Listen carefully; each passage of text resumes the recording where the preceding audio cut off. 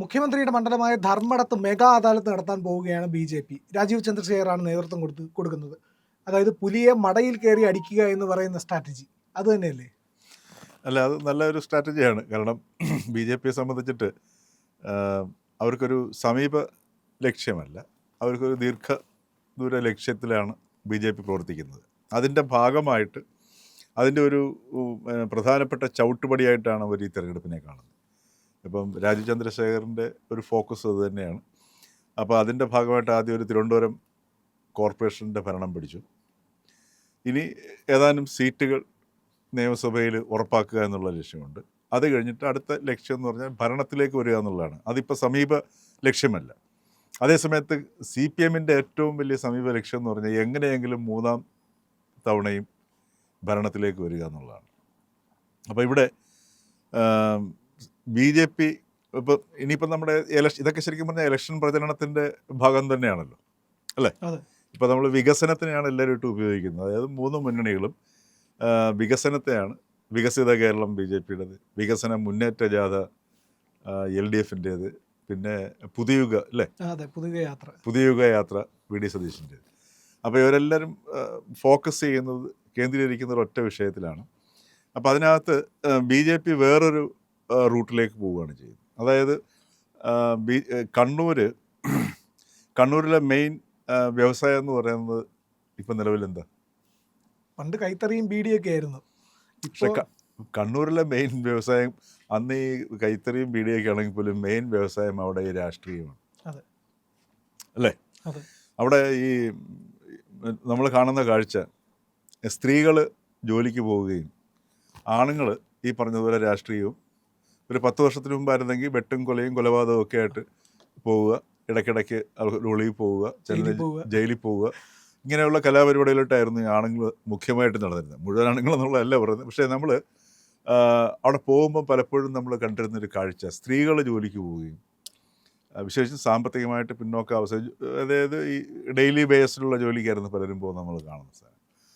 അപ്പോൾ അങ്ങനെ അതേപോലെ തന്നെ ഈ കേരളത്തിൽ നിന്ന് ഒരുപാട് പേര് ഈ മൈഗ്രൻസ് ഉണ്ട്. ഉദാഹരണത്തിന് മറ്റേ മൈഗ്രൻസ് അല്ല, നമ്മൾ ഗൾഫ് മേഖലയിലേക്ക് പോയിട്ടുള്ളവർ, കണ്ണൂർ പ്രവാസികളുണ്ട്. കണ്ണൂർ മേഖല എടുത്ത് നോക്കുക, പ്രവാസികളൊക്കെ ഉണ്ട്, അവിടെ പോയിട്ടുണ്ട്. മാത്രമല്ല വളരെ പ്രഗത്ഭന്മാരായിട്ടുള്ള ആൾക്കാരുണ്ട്, ലോകത്തിൽ തന്നെ വളരെ ശ്രദ്ധ നേടിയിട്ടുള്ള ആൾക്കാരൊക്കെ ഉണ്ട്. പക്ഷേ എങ്കിലും പൊതുവായി എടുത്ത് നോക്കിക്കഴിഞ്ഞാൽ ഇപ്പോൾ കേരളത്തിൻ്റെ മറ്റ് ജില്ലകളിലെ കണക്ക് ഇപ്പം മറ്റ് ജില്ലകളിലൊക്കെ എടുത്ത് നോക്കിയാൽ കേരളത്തിൽ ഏതെങ്കിലും മിക്കവാറും എല്ലാ വീടുകളിൽ നിന്നും ഒരു നേരിട്ട് ബന്ധമുള്ള ഒരാൾ ഏതെങ്കിലും ഒരു ഗൾഫ് രാജ്യങ്ങളിലോ അമേരിക്കയിലോ എവിടെയെങ്കിലുമൊക്കെ ഉണ്ടാവും. പക്ഷെ അവിടെ കണ്ണൂരേക്ക് വന്ന് നോക്കിക്കഴിഞ്ഞാൽ ഈ പറഞ്ഞതുപോലെ രാഷ്ട്രീയമാണ് ആണുങ്ങളുടെ മെയിൻ ഏർപ്പാട്. അപ്പോൾ അതുകൊണ്ട് തന്നെ കാര്യമായ ഒരു മറ്റുള്ള ജില്ലകളിലൊക്കെ ഉണ്ടായിട്ടുള്ള ഒരു വികസനമൊന്നും ഉണ്ടായിട്ടില്ല. അപ്പോൾ ആ ഒരൊറ്റ ശ്രദ്ധയിലേക്ക് BJP ഇവിടെ വളരെ ബുദ്ധിപരമായിട്ടുള്ളൊരു ഒരു കേന്ദ്രീകരണം നടത്തുന്നത്. അതായത് മുഖ്യമന്ത്രിയുടെ മണ്ഡലമായ ധർമ്മടത്തേക്ക് വരുന്നു. സ്വാഭാവികമായിട്ടും BJPക്ക് ഈ കഴിഞ്ഞ നാളുകളിൽ അത്യാവശ്യം കാര്യമായ വളർച്ചയുണ്ടായ ഒരു സ്ഥലവുമാണ്. മാത്രമല്ല BJPയുടെയും അതല്ലെങ്കിൽ ഈ ഒരു ശ്രദ്ധ കേരളത്തിൽ RSSൻ്റെയൊക്കെ വരുന്നത് പോലും കണ്ണൂർ ജില്ലയിലൂടെയാണല്ലോ. പക്ഷേ ഇതൊക്കെയാണെങ്കിലും ഈ കാര്യമായൊരു വികസനം കടന്നു വന്നിട്ടില്ലാത്ത ഒരു സ്ഥലമായിരുന്നു കണ്ണൂർ ജില്ല. അപ്പോൾ അതുകൊണ്ട് മുഖ്യമന്ത്രിയുടെ മണ്ഡലത്തിലേക്ക് കടന്നു ചെല്ലുന്നു. അപ്പോൾ അതിൻ്റെ ശ്രദ്ധ മാറുകയാണ് ചെയ്യുന്നത്, അല്ലേ? ഇപ്പം വേറെ ഏതെങ്കിലും ഒരു മണ്ഡലത്തിൽ പോയി ഇതേപോലൊരു മെഗാ അദാലത്ത് നടത്തി കഴിഞ്ഞാൽ ഒരു കേന്ദ്രമന്ത്രി വരുന്നു, അല്ലേ? ശോഭ കരന്തലജെ വരുന്നു, രാജീവ് ചന്ദ്രശേഖർ നേരിട്ട് പോകുന്നു, വൻ സംവിധാനം. അപ്പോൾ അതൊരു വലിയ സംഭവമായി മാറും. ഇതൊരു തെരഞ്ഞെടുപ്പ് പ്രചരണത്തിൻ്റെ, കേരളത്തിലെ മുഴുവൻ തെരഞ്ഞെടുപ്പ് പ്രചരണത്തിൽ ഒരു പുതിയ ഒരു ആവേശം പകരുകയും കൂടെ ചെയ്യുകയാണ്. ഒന്ന്, നമ്പർ 1. നമ്പർ 2, ഇനി അങ്ങോട്ട് വരും ദിവസങ്ങളിൽ BJPയും CPM തമ്മിൽ, BJPയും CPM തമ്മിൽ വളരെ പരസ്യമായിട്ട് പല ഇതുപോലുള്ള ഏറ്റുമുട്ടലുകളും അതല്ലെങ്കിൽ മത്സരത്തിൻ്റെ സ്വഭാവങ്ങളൊക്കെ കാണിക്കും.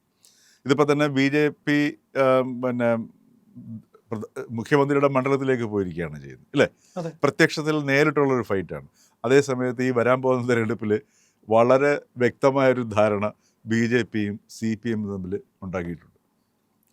അത് വളരെ വ്യക്തമാണ്. അപ്പോൾ അതിനെ മറയ്ക്കുകയും കൂടെ ചെയ്യാം. അത് CPM-നും ഗുണമാണ്, BJPക്കും ഗുണമാണ്.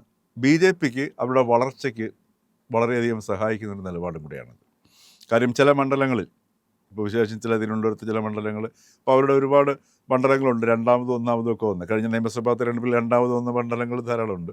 അതേപോലെ തന്നെ ഈ ലോക്സഭാ തിരഞ്ഞെടുപ്പിൽ പല മണ്ഡലങ്ങളിലും അവരുടെ വോട്ട് പെർസെൻറ്റേജ് കൂടുകയും മുന്നിൽ വരികയൊക്കെ ചെയ്തിട്ടുണ്ട്. അപ്പോൾ അത്തരം മണ്ഡലങ്ങളിലെ ചിലതൊക്കെ അവർ വളരെ വ്യക്തമായിട്ട് ഐഡൻറ്റിഫൈ ചെയ്തിട്ടുണ്ട്.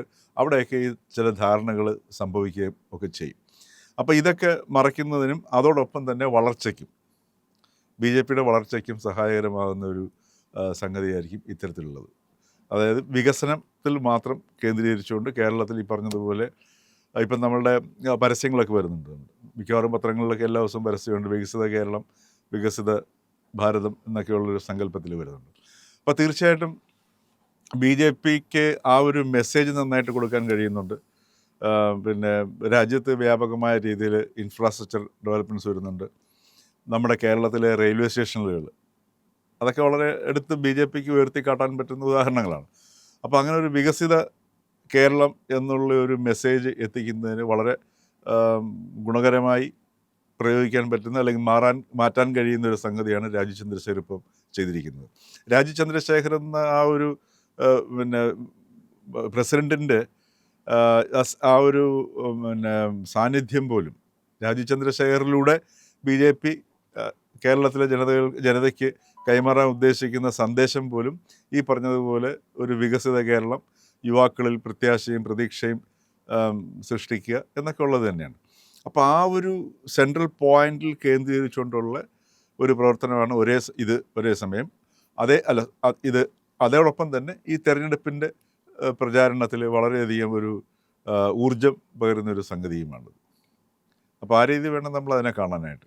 അതുപോലെ തന്നെ കഴിഞ്ഞ തവണ പിണറായി വിജയനെതിരെ മത്സരിച്ച C. രഘുനാഥ് അല്ലേ, അദ്ദേഹം പിന്നെ UDFൻ്റെ സ്ഥാനാർത്ഥിയായിരുന്നു. സുധാകരൻ്റെ വലങ്കൈയായിരുന്നു. അതായത് കോൺഗ്രസിൻ്റെ ഒരു നേതാവായിരുന്നു, സുധാകരൻ്റെ വലങ്കൈയായിരുന്നു. പിണറായി വിജയനെതിരെ ധർമ്മടത്ത് മത്സരിക്കുകയും ചെയ്തു. ഇന്നിപ്പോൾ C. രഘുനാഥ് BJPയിലാണ് അല്ലേ.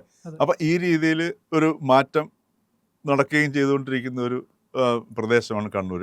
അപ്പോൾ ആ രീതിയിൽ BJPയുടെ വളർച്ചയ്ക്ക് വളരെയധികം ഗുണം ചെയ്യും. കണ്ണൂർ ജില്ലയിൽ ഒരു പുതിയൊരു ചിന്തയ്ക്ക്, ഉദാഹരണത്തിന് ഇനിയിപ്പം മറ്റ് മുന്നണികൾക്കും ഇതൊരു ഉത്തരവാദിത്തമായി മാറുകയാണ്. കണ്ണൂർ ജില്ലയ്ക്ക് വളരെ വ്യക്തമായ രീതിയിലുള്ള പദ്ധതികൾ തയ്യാറാക്കേണ്ടി വരും.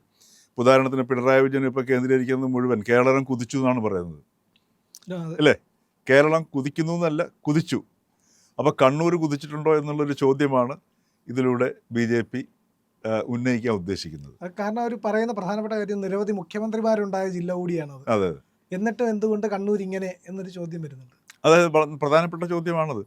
കാരണം എന്ന് വെച്ചാൽ കണ്ണൂരിൻ്റെ അവസ്ഥ ഇപ്പോഴും ഈ പറഞ്ഞതുപോലെ വളരെ പിന്നാക്കമാണ്.